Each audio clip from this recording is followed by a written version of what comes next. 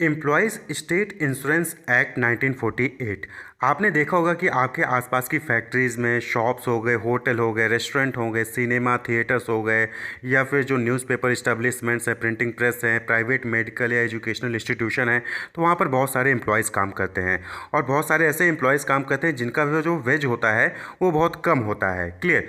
तो ऐसे में उनको जब कभी इंजरी हो जाए या फिर कोई मेडिकल इशूज़ आ जाते हैं, ऑक्यूपेशनल डिजीज़ हो गया, बीमारी हो गई, या फिर मैटरनिटी लीव पे जाना पड़ता है, कोई फिजिकल डिसेबलमेंट हो गया जॉब पे काम करते करते, या फिर ऑक्यूपेशनल डिजीज़ हो गया, या फिर डेथ हो जाती है, तो उस केस में उनको फाइनेंशियल सपोर्ट प्रोवाइड करने के लिए, उनको मेडिकल बेनिफिट प्रोवाइड करने के लिए, उनके डिपेंडेंट्स को कुछ मेडिकल केयर या फिर जो है फाइनेंशियल सपोर्ट प्रोवाइड करने के लिए ये जो है स्टेट इंश्योरेंस जो है वो स्कीम लेकर आया गया। तो इसको जो है सबसे पहले इसको इनॉग्रेट किया था कानपुर में 24 फरवरी 1952 में, जिसको हम ESIC डे के रूप में भी मनाते हैं, by the prime minister Pandit Jawaharlal Nehru. तो उस वक्त के प्राइम मिनिस्टर पंडित जवाहरलाल नेहरू थे, तो उन्होंने जो है इस स्कीम को जो है इनॉग्रेट किया था कानपुर में 24 फरवरी 1952 में, जिसको हम ESIC डे के नाम से जानते हैं। तो ये जो है फर्स्ट मेजर लेजिस्लेशन था on social security for workers in independent India. तो सोशल सिक्योरिटी स्कीम के नाम से जो है वर्कर्स के लिए ये स्कीम जो है लाई गई थी पंडित जवाहरलाल नेहरू द्वारा 24 फरवरी 1952, जिसको हम ESIC डे के नाम से जानते हैं। तो बात कर लें ऑब्जेक्टिव की, तो ये यानी कि इस state insurance act, employ state insurance act 1948 का ऑब्जेक्टिव क्या था?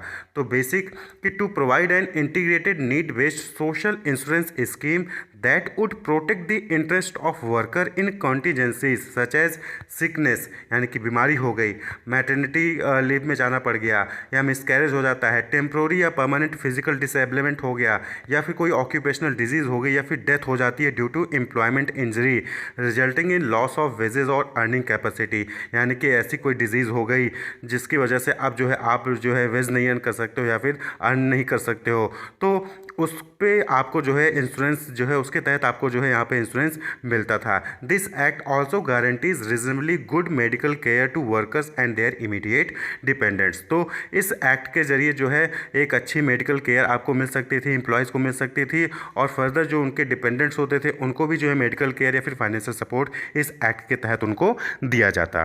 क्लियर? अब बात कर लें कि नेक्स्ट की ये जो एक्ट है इसकी स्कोप क्या है या फिर एप्लीकेबिलिटी किस पे है। तो पहली चीज़ कि ये एक्ट जो है होल ऑफ इंडिया यानी कि पूरे इंडिया पर एप्लीकेबल है। The act extend to the whole of India, और वहीं पे ये जो एक्ट है ये सेंट्रल गवर्नमेंट द्वारा इन्फोर्स किया जाता है। The central government is empowered to enforce the provision of the act by notification in the official gazette as per section 1 subsection 3। तो सेंट्रल गवर्नमेंट ही है जो इसको जो है रेगुलेट करती है, एम्पावर करती है, और इसके जो भी डिफरेंट प्रोविजंस होते हैं वो उस एक्ट के वो नोटिफिकेशन के जरिए ऑफिशियल गैजेट में सभी जगह पर एप्लीकेबल करवाती है।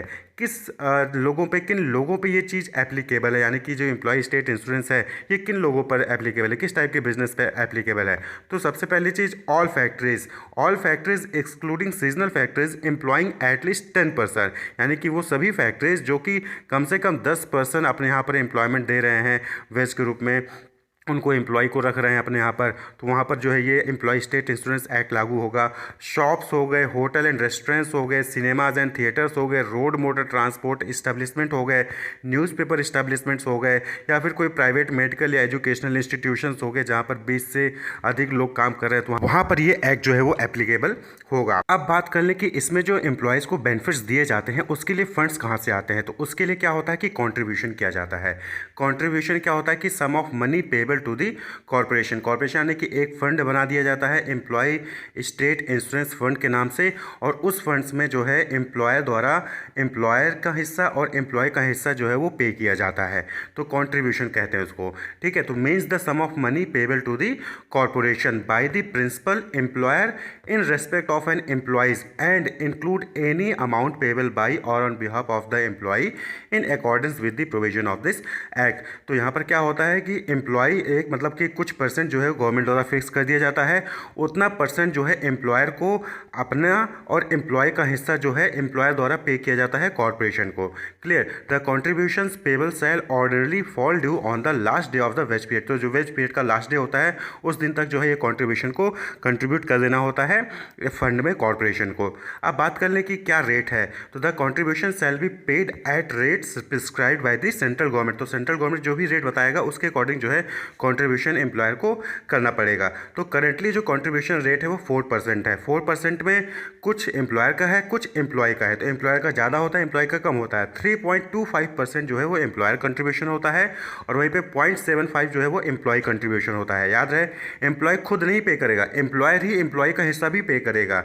तो एम्प्लॉय का जितना भी वेज होगा, सपोज कि 10,000 है तो 10,000 का 0.75% जो है एम्प्लॉयर जो है कंट्रीब्यूट कर देगा फंड में, और वहीं पे 10,000 का 3.25% एम्प्लॉयर अपने साइड से पे कर देगा कंट्रीब्यूशन फंड में। क्लियर। तो ये जो है कंट्रीब्यूशन रेट हो गया। तो according to section 40 of the act, the principal employer is liable to pay both the employers contribution and employees contribution. यानी कि सेक्शन 40 जो है वो एक्ट का ये कहता है कि जो प्रिंसिपल एम्प्लॉयर होता है उसकी लायबिलिटी बनती है, उसकी जिम्मेदारी बनती है कि जो एम्प्लॉयर का कंट्रीब्यूशन है और जो एम्प्लॉय का कंट्रीब्यूशन है दोनों ही वो पे करे कंट्रीब्यूशन फंड में। ठीक है। In respect of every employee whether directly employed by him और by through an immediate employer. तो चाहे उस एम्प्लॉय को प्रिंसिपल एम्प्लॉयर ने डायरेक्टली रिक्रूट किया है, एम्प्लॉयड किया है, या फिर किसी इमीडिएट एम्प्लॉयर ने एम्प्लॉय किया है, वो प्रिंसिपल एम्प्लॉयर की ही जिम्मेदारी बनती है कि उसका हिस्सा भी जो है वो कंट्रीब्यूशन फंड में पे करेगा। तो जितने भी एम्प्लॉय की वेज होगी उसका 3.25% जो है एम्प्लॉयर पे करेगा, और जितना वेज होगा उसका 0.75% वो एम्प्लॉय की वेज से डिडक्ट करके कंट्रीब्यूशन में फंड में जो है सबमिट किया जाता है। अगर कोई प्रिंसिपल एम्प्लॉयर कंट्रीब्यूशन करने से रह जाता है, if any contribution is not paid by the principal employer on due date, तो जो भी ड्यू डेट है उस तक प्रिंसिपल एम्प्लॉयर द्वारा कंट्रीब्यूशन नहीं किया जाता है, तो उससे यानी कि एम्प्लॉयर से जो है 12% पर एनम के रेट से जो है चार्ज किया जाएगा। He shall be liable to pay simple interest at 12% per annum और at higher rate specified in the regulation. तो अभी जो है 12% पर एनम है, अगर आगे चल के चेंज करके उसको बढ़ाया भी जा सकता है। तो अगर कोई प्रिंसिपल एम्प्लॉयर ड्यू डेट तक जो है पे नहीं करता है, कंट्रीब्यूशन नहीं करता है, तो उससे सिंपल इंटरेस्ट 12% पर एनम के हिसाब से लिया जाएगा as per section 39 sub section 5 के अकॉर्डिंग। क्लियर।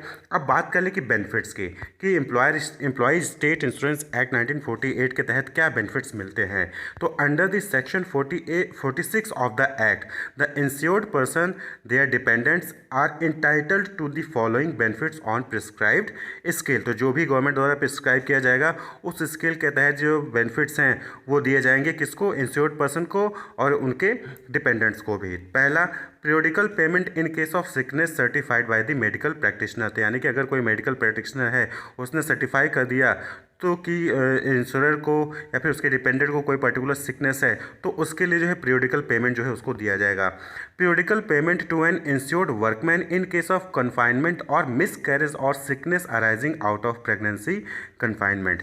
क्लियर। तो यहाँ पर जो है पीरियोडिकल पेमेंट किया जाएगा अगर किसी फीमेल कैंडिडेट को उसको मिसकैरेज हो जाता है या फिर प्रेगनेंसी की वजह से कोई सिकनेस होती है, तो उसको जो है यहाँ पर पीरियोडिकल पेमेंट किया जाएगा। Periodical payment to an insured person suffering from disablement as a result of employment injury, यानी कि एम्प्लॉयमेंट पे जॉब पे कर रहा था, उसकी वजह से इंजरी हुई, उसकी वजह से वो डिसेबल्ड हो गया, तो उसको पीरियोडिकल पेमेंट दिया जाएगा।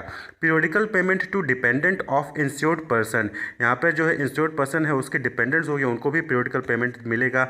Medical treatment and attendance of insured person, तो इंश्योर्ड पर्सन का मेडिकल ट्रीटमेंट के लिए जो है यहाँ पे बेनिफिट दिया जाएगा। Payment of funeral expenses on the death of insured person at the prescribe rate of, यानी कि अगर जो इंश्योर्ड पर्सन उसकी डेथ हो जाती है तो उसके फ्यूनरल के खर्चे भी जो हैं वो इंश्योरेंस इस स्कीम के तहत जो है उसको दिए जाते थे। यानी कि इतने तरीके के बेनिफिट जो है वो मिलते हैं इस एम्प्लॉय स्टेट इंश्योरेंस एक्ट के तहत। क्लियर। अब यहाँ पर जो है इसके लिए कुछ जनरल प्रोविजन है रिलेटिंग टू बेनिफिट। क्या है कि right to receive benefit is not transferable और असाइनेबल, यानी कि ये नहीं कि आप इंश्योर्ड हो लेकिन आप कह रहे हो कि नहीं मेरी जगह किसी और को दे दो, तो ऐसा नहीं होगा, यानी कि ट्रांसफरेबल नहीं है ना ही असाइनेबल है। वहीं पे दूसरा क्या है कि an insured person is not entitled to receive for the same period more than one benefit. यानी कि यहाँ पर आप जो है दो बेनिफिट एक साथ नहीं ले सकते हो, यानी कि benefit of sickness can not be combined with the benefit of maternity और डिसेबलमेंट। क्लियर? तो आप जो है दो बेनिफिट एक साथ सेम पीरियड में नहीं ले सकते हैं।